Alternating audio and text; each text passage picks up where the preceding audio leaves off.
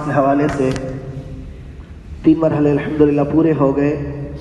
नमाज की हैअत कैसी अपनानी है, अल्फाज कैसे सही अदा हो और अल्फाज का तर्जुमा क्या है, ये 3 मरहले अल्हम्दुलिल्लाह पाए तकमील को पहुँचे। अल्लाह करीम इसको हम सब की तरफ से कबूल फरमाए। 14 मरहला है चंद सिफात के साथ इस अमल को अदा करना है। ये नमाज जो है सिर्फ पढ़नी नहीं है, बल्कि चंद सिफात इसके अंदर पैदा करके फिर ये अमल करना है। एक बंदा आपको गाड़ी में बैठा के मंजिल की तरफ ले जा रहा है, उसने पहुंचा भी दिया, लेकिन क्या किया कि इधर से कट मारा, उधर से कट मारा, कहीं स्लो कभी स्पीड से, और खड्डों में और स्पीड ब्रेकर पर भी ब्रेक नहीं लगाया और पता नहीं क्या कुछ, वो आप अल्लाह अल्लाह कर करके वहां तक पहुंच गए।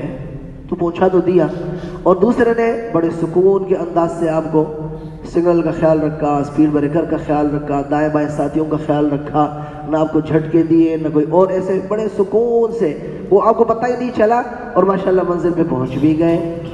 तो पहुंचाया दोनों ने, लेकिन इसमें बड़ा फर्क है। पहले ने बगैर सिफात का और चीज़ों का ख्याल रखते हुए, और दूसरे ने हर चीज़ को मलहूज रखा और आपको वहां तक पहुंचा दिया। तो ये नमाज सिर्फ नमाज पढ़ना मकसूद नहीं है कि हैअत भी ठीक है और अल्फाज भी दुरुस्त हैं और तर्जुमे भी गौर भी हैं। इसमें चंद सिफात मजीद पैदा करने हैं जो इनके इस अमल को इसमें निखार आ जाएगा, ये कबूलियत के करीब हो जाएगा ये अमल। तो उसमें से पहला ये है नीयत अल्लाह के लिए करनी है। ये जो नमाज है ये अल्लाह के लिए अदा करनी है। बुखारी शरीफ के सबसे पहले हदीस इन्नमल अमालु बिन्नियात, नमाज का दारोमदार, ये हर अमल का दारोमदार वो नीयत पर है। अब इसका पता कैसे चलेगा कि मेरा ये अमल अल्लाह के लिए है या लोगों के लिए है? इसका मतलब तब चलेगा कि जब आप अकेले में नमाज पढ़ रहे हो, उस वक्त क्या कैफियत होती है और कितनी देर में पढ़ते हैं, और जब आप मस्जिद में लोगों के सामने पढ़ते हैं और सब आपके इल्म में हो कि सब मुझे देख भी रहे हैं, कोई आगे बैठा है, कोई पीछे बैठा हुआ है, कोई दाएं बाएं बैठा हुआ है और सब मुझे देख भी रहे हैं, उस वक्त आप कैसी नमाज पढ़ते हैं? अगर तो दोनों नमाजें समझो एक जैसी हैं, फलिल्लाहिल हम्द, फिर तो अल्लाह का शुक्र करें कि हमारा ये अमल इंशाअल्लाह ये अल्लाह के यहाँ कबूल हो जाएगा। लेकिन अगर यहाँ की नमाज 4 रकत वाली हम 10 मिनट में पढ़ रहे हैं और वही 4 रकत वाली नमाज घर में 2 मिनट में पूरी कर रहा है, तो अब खुद सोचें कि ये हमारा क्या अमल है। वही 4 रकत की नमाज है, वहां इतनी देर और वहां पर इतनी देर, तो पता चल रहा है कि भाई वहां किसके लिए है, यहां किसके लिए है। और हदीस में आया है कि क़यामत के दिन जिसने जिसके लिए अमल किया होगा ना, अल्लाह पाक उसको बुलाएंगे और उससे फरमाएंगे आपने नमाज तो पढ़ी थी, पर जिसके लिए पढ़ी थी जाके उसी से इसका बदला ले लें। हमारे लिए तो पढ़ी नहीं थी, तो हमारे पास क्या लेने आए हो? ज़ाहिर जब अल्लाह के लिए पढ़ी नहीं होगी तो अल्लाह से फिर मिलेगा क्या? कुछ भी नहीं मिलेगा। जिसके लिए पढ़ी होती है उसी की तरफ से मिलती है ना। हम एक बंदे का काम करते हैं तो हमारी जरूरियात वो पूरी करता है, जो सैलरी है, जो भी चीजें हैं। दूसरा बंदा तो नहीं देता ना कि काम में किसी और का करो और पैसे कहीं और से मिले, ऐसा थोड़ी होता है। जिसका काम कर रहे हैं वो आपके जिम्मेदार है। तो जो अमल अल्लाह के लिए होगा तो अल्लाह उस पर बदला देंगे, जो अल्लाह के लिए नहीं होगा ना भाई उस पर कुछ नहीं मिलेगा। ऐसा ना हो 60-70 साल हमारी जिंदगी की गुजर जाए और लोगों के लिए हमारा अमल होता रहे तो क्या लेके जाएंगे भाइयों? और उस दिन की हसरत हो नापायदार होगी। इसलिए तो पहली सिफत नमाज में हम अल्लाह के लिए इसको अदा करने वाले हों। ज़बान से तो हम कहते हैं नियत करता हूँ 2 रकत फर्ज वास्ते अल्लाह तेरे, तो अल्लाह के वास्ते तो होती है, नियत अल्फाज तक तो है, लेकिन आया खलवत और जलवत। जलवत का माना मजमे में, खलवत का माना तन्हाई में। अगर एक जैसी है तो आप समझ लें कि इंशाअल्लाह ये अल्लाह के लिए ही है। दूसरा जो अहम तरीन पहलू है या दूसरी जो सिफत है वो नमाज में آپ علیہِسسلام کے طریقے کے مطابق نماز کو ادا کرنا ہے. اور پھر نماز میں تو آپ علیہ السلام نے خاص طور پر اس کی تاکید فرمائی ہے، صلو کما رأیتمونی اصلی، تم اس طرح سے نماز پڑھو جس طرح مجھے پڑھتے دیکھتے ہو.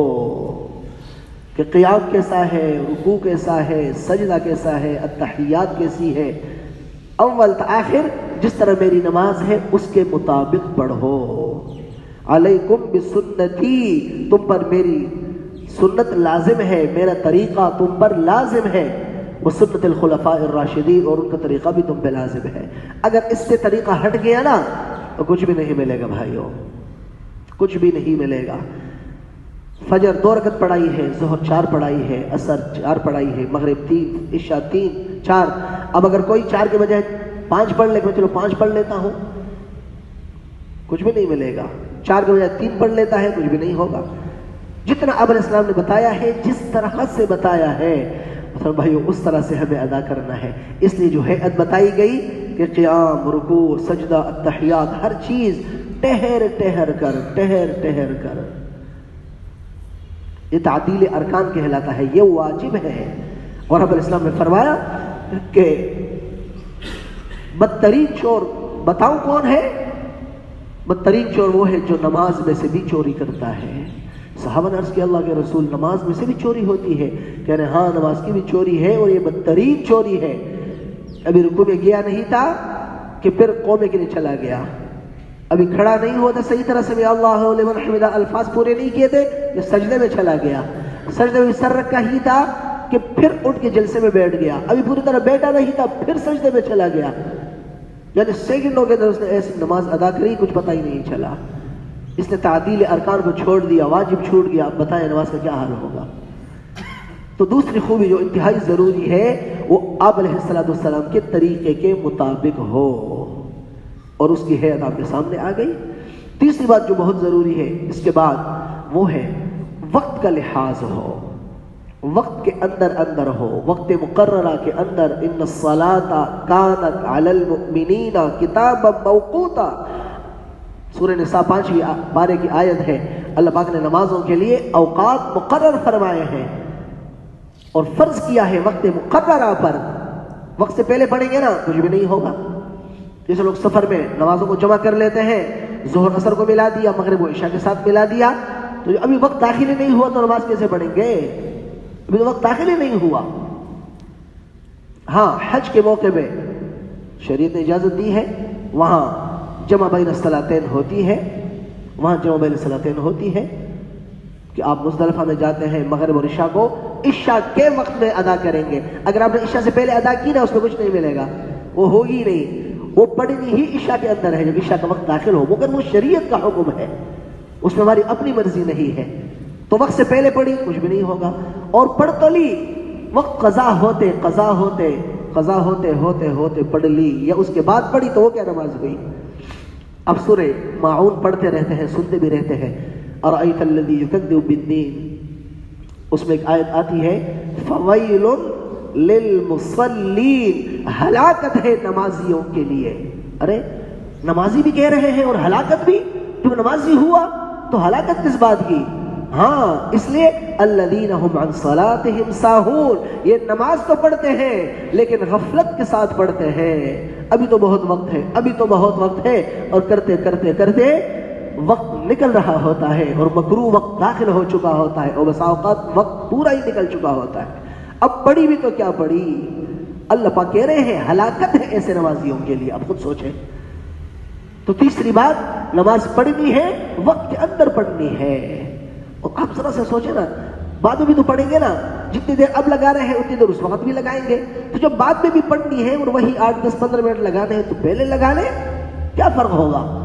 پہلے لگا لیں، وقت مقرر بھی تو ہو جائے گی نا، اور ہلاکت سے اور وعید سے ہم بچ جائیں گے. تو پڑھنی بھی ہے، وقت کے اندر پڑھنی ہے. تو یہ 3 باتیں بڑی اہم تھیں. اگلے کچھ صفات اور بھی ہیں، وہ انشاءاللہ اگلے نشست میں بیان ہوں گی، لیکن باتوں میں اب ذرا غور بھی کریں. اس کا تذکرہ نا اپنے گھروں میں ضرور کر لیں. بیگم صاحبہ ہیں، والدہ محترمہ ہیں، صاحبزادی ہیں، گھر میں جو ان کے ساتھ تذکرہ کریں اس کا، ان 3 باتوں کا، تاکہ اس سے کیا ہو، دل میں بھی ہماری باتیں پختہ ہو جائے اور ان کو بھی پتہ چلے کہ یہ نماز نہیں پڑھنی، اس طرح سے پڑھنی ہے، تو انشاءاللہ ہمیں بھی اس کا اجر بھی ملے گا اور روشن چراغ سے چراغ بھی جلے گا، ہماری نمازیں بھی ٹھیک ہوں گی، ان کی بھی ٹھیک ہوگی، اور انشاءاللہ نمازیں جاندار ہوگی تو انشاءاللہ زندگی بھی شاندار ہوگی۔ اللہ پاک ہم سب کو ان صفات کو اپنا کر کے چلنے کی اور عبادتیں کرنے کی توفیق نصیب فرمائے۔ الحمدللہ رب العالمین والعاقبۃ للمتقین والصلاة والسلام علی سیدنا محمد وعلى آلہ واصحابہ اجمعین۔